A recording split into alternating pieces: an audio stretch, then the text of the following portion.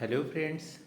आज की इस वीडियो में हम लोग यूपी पीसीएस 2015 के सामान्य हिंदी पेपर में जो मुहावरे पूछे गए थे उसको यहाँ पे डिस्कस करने वाले हैं। तो पहला यह मुहावरा है आग उगलना। ठीक है, आग उगलना का मतलब होता है कटु वचन बोलना या जली कटी सुनाना या गुस्से से बात करना। ठीक है, तो आग उगलना का मतलब क्या है? कटु वचन बोलना। वाक्य प्रयोग में ऐसे कर सकते हैं, जब बच्चों ने पड़ोसी के खिड़की का कांच तोड़ा तो पड़ोसी के आंटी ने बच्चों पर आग उगला। ठीक है, या आप बोल सकते हो घर में जब मैंने कांच तोड़ी तो मम्मी ने मेरे पे आग उगला। तो इस तरह से इसका उपयोग आप कर सकते हो। फिर है उल्टी माला फेरना। ठीक है, उल्टी माला फेरना का मतलब है किसी के लिए बुरा सोचना। ठीक है, किसी के लिए बुरा सोचना। वाक्य प्रयोग में ऐसे कर सकते हैं, मेरा पड़ोसी मेरे लिए हमेशा उल्टी माला फेर रहा है। ठीक है, मेरा पड़ोसी मेरे लिए हमेशा उल्टी माला फेर रहा है। नेक्स्ट जो मुहावरा है नाक रगड़ना। ठीक है, नाक रगड़ना का मतलब है विनती करना या गिड़गिड़ाना। नाक रगड़ना का मतलब है विनती करना या गिड़गिड़ाना। इसका वाक्य में प्रयोग ऐसे कर सकते हो, मेरा छोटा भाई पार्टी में जाने के लिए पैसे के लिए मेरे से नाक रगड़ते रह गया, लेकिन मैंने 1 रुपये भी नहीं दिया। ठीक है, तो नाक रगड़ना का मतलब है गिड़गिड़ाना।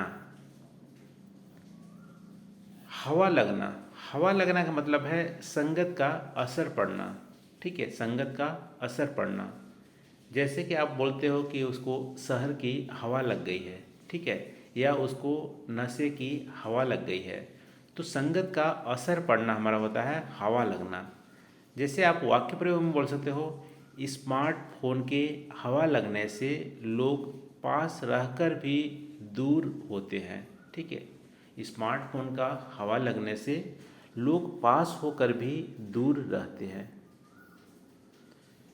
फिर है एक तो करेला दूजे नीम चढ़ा। एक तो करेला दूजे नीम चढ़ा। इसका मतलब है एक और बुरा व्यक्ति आना। ठीक है, एक तो था ही, एक और बुरा व्यक्ति आना। जैसे वाक्य प्रयोग में बोल सकते हो कि मोहल्ले में एक आदमी तो बुरा था ही, दूसरा नेता भी आ गया।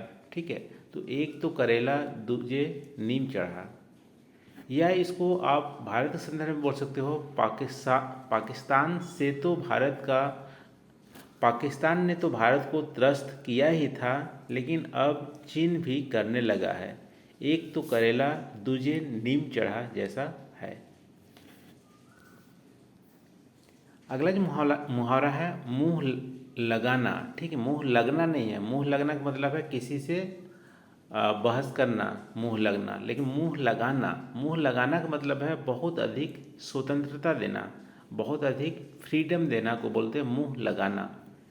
जैसे वाक्य प्रयोग में आप बोल सकते हो, ऑफिस में किसी से ज़्यादा मुंह नहीं लगाना चाहिए। ऑफिस में किसी से ज़्यादा मुंह नहीं लगाना चाहिए, नहीं तो कपार पर चढ़ जाते हैं।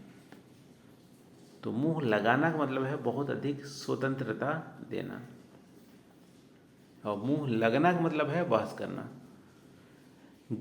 अगला है मुहावरा जैसा देश वैसा भेष। जैसा देश वैसा भेष, जैसे स्थान के अनुसार कार्य या व्यवहार करना।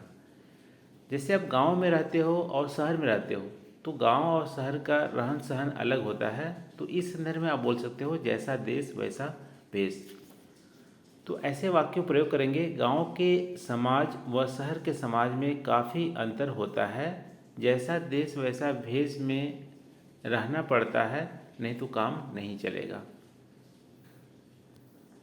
फिर है जैसा नागनाथ वैसे सांपनाथ। जैसा नागनाथ वैसे सांपनाथ। इसका मतलब है दुष्टता में समानता करना, मतलब दो दुष्टों में समानता करना। जैसे नागनाथ हैं वैसे ही सांपनाथ है। इसका वाक्य प्रयोग ऐसे कर सकते हो, भारत के लिए पाकिस्तान और चीन दोनों ही जैसे नागनाथ वैसे सांपनाथ जैसा है। ठीक है, तो दुष्टता में पाकिस्तान और चाइना दोनों एक ही जैसे हैं। इस संदर्भ में आप इसको यूज कर सकते हैं। अगला जो मुहावरा है, यह मुंह और मसूर की दाल। यह मुंह और मसूर की दाल, इसका मतलब है योग्यता से अधिक पाने की इच्छा रखना। योग्यता से अधिक पाने की इच्छा रखना। इसका वाक्य प्रयोग ऐसे कर सकते हैं, मेरा दोस्त बोला मेरे लिए एक सूट खरीद दो। मेरा दोस्त बोला मेरे लिए एक सूट खरीद दो। मैंने कहा जरा अपना चेहरा शीशा में देखो, यह मुंह और मसूर की दाल जैसी है। ठीक है, यानी कि तुम्हें सूट नहीं करेगा, इसलिए मैं नहीं खरीद, तुम्हारी सूट की औकात नहीं है। इस तरह से आप यूज कर सकते हो। ठीक है, तो यह मुंह और मसूर की दाल का मतलब है योग्यता से अधिक पाने की इच्छा रखना। तो ये रहा दोस्तों, आज हम लोग 2015 में यूपीपीसीएस की सामान्य हिंदी पेपर में जो मुहावरे पूछे गए थे, इसको हम लोग डिस्कस किए। तो आज के लिए बस इतना ही। Thank you.